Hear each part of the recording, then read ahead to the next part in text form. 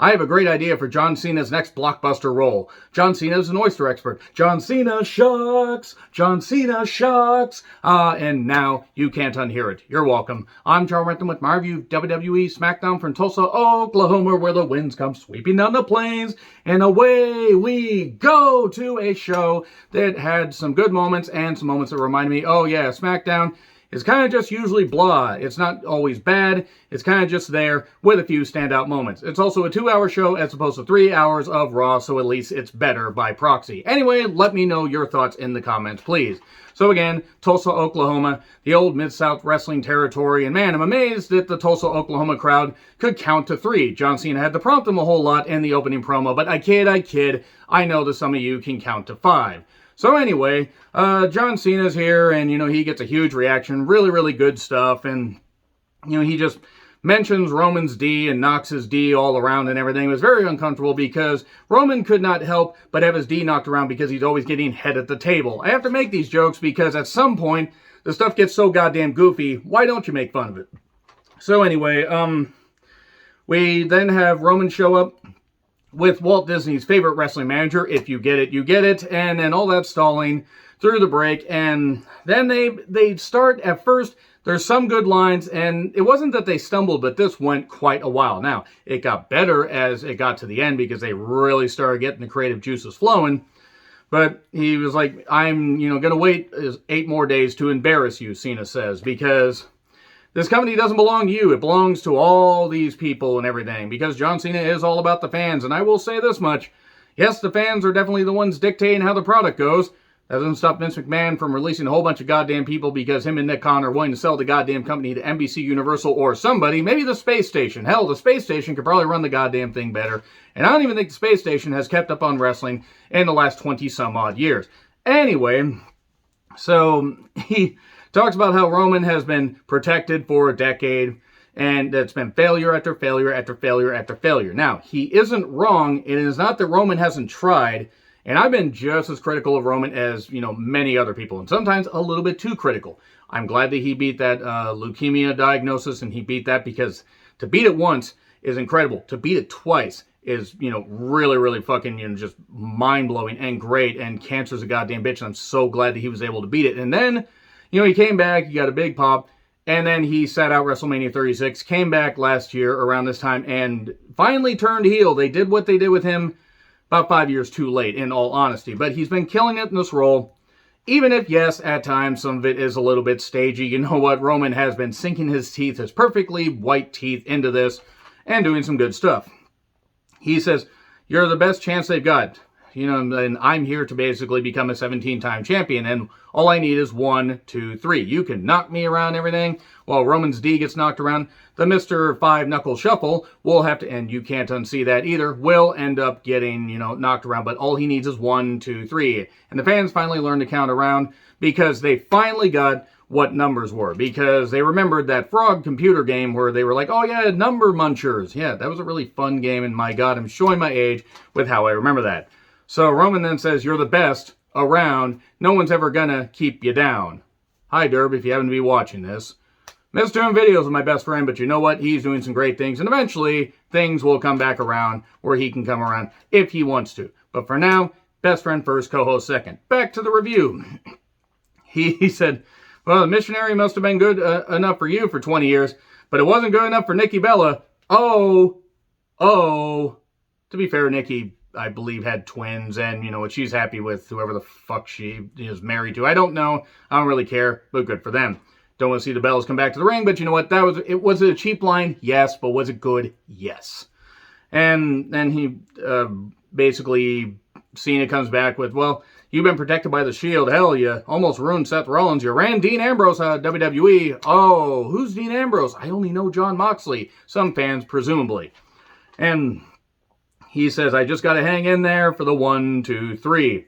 No one can protect you anymore.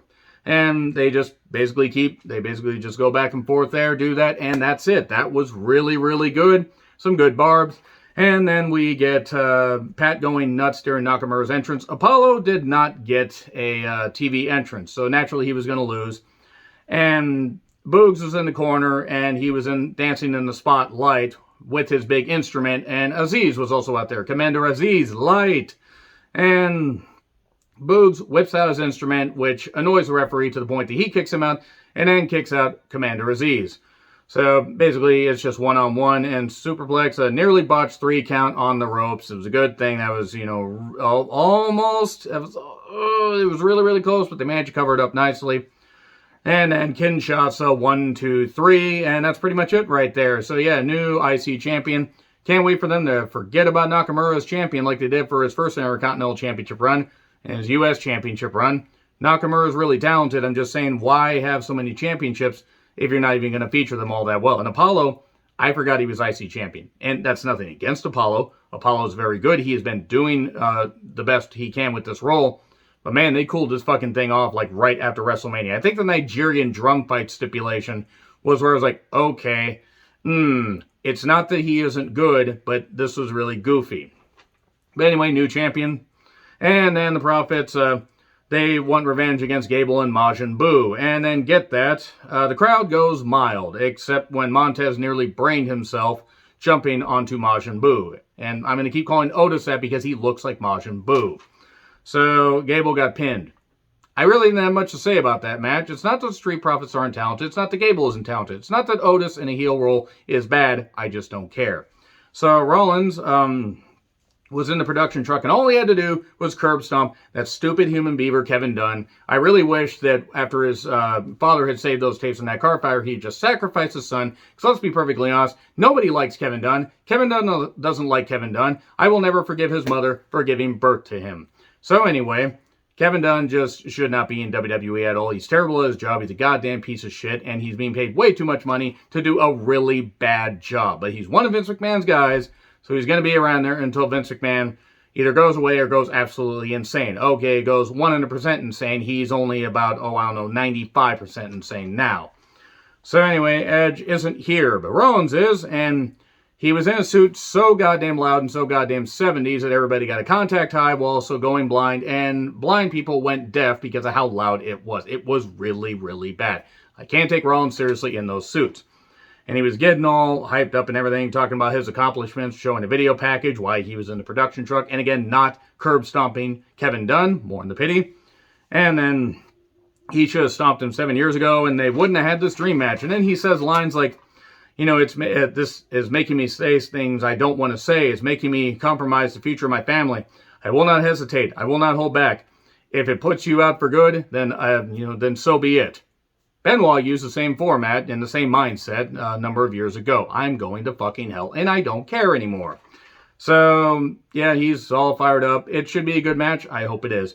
Mysterios took on Rude and Ziggler in a match that certainly existed. Rey and Dominic won. Life goes on, dull as before. Uso say, we'll see you at SummerSlam.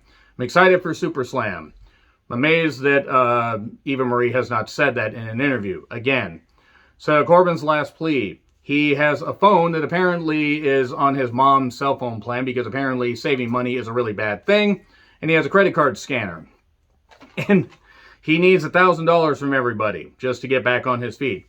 How would a bum get a scanner is what Pat McAfee said. And why that made me laugh, I don't know. But let's make fun of people losing all their riches and everything. Even though Corbin, yes, is a dick, I don't have any sympathy for him.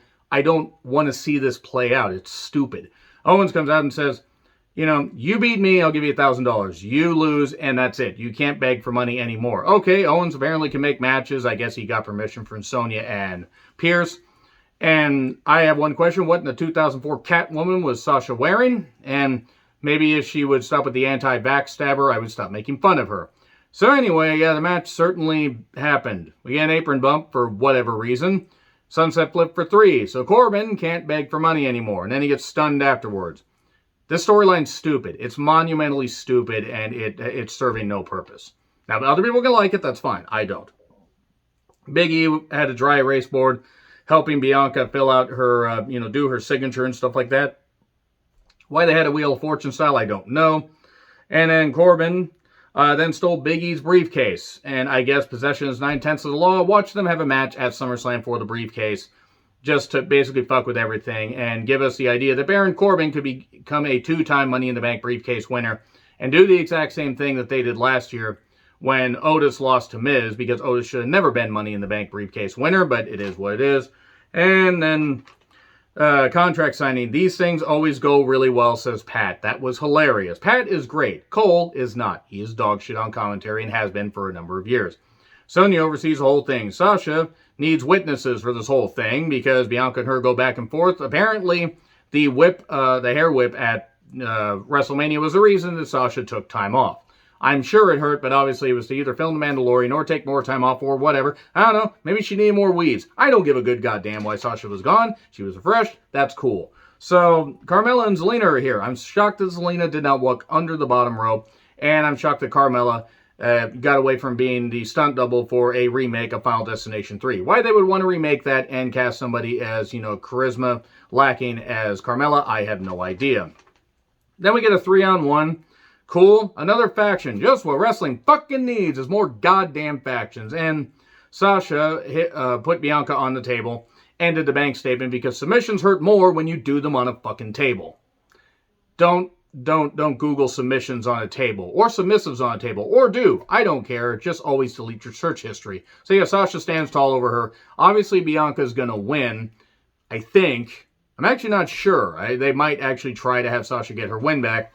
The show was fine. Let me know your thoughts in the comments. Like, share, subscribe, Twitter handle in the description. I'm John Ritlin. I'll see you soon.